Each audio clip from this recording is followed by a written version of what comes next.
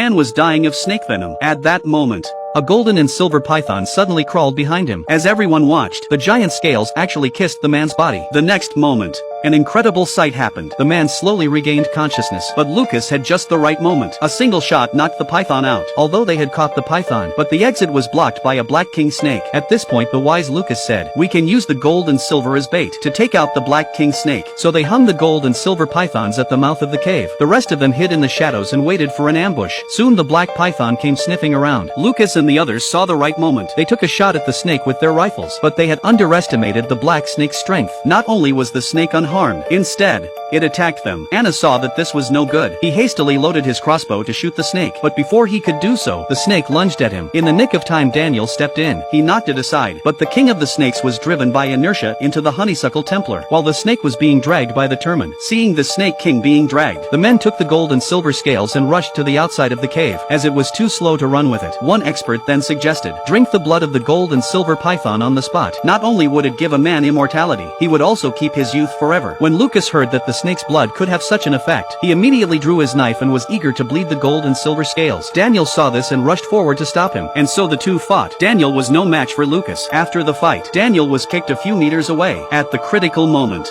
the gold and silver scales suddenly woke up. It quickly wrapped itself around Lucas' body in 88 circles.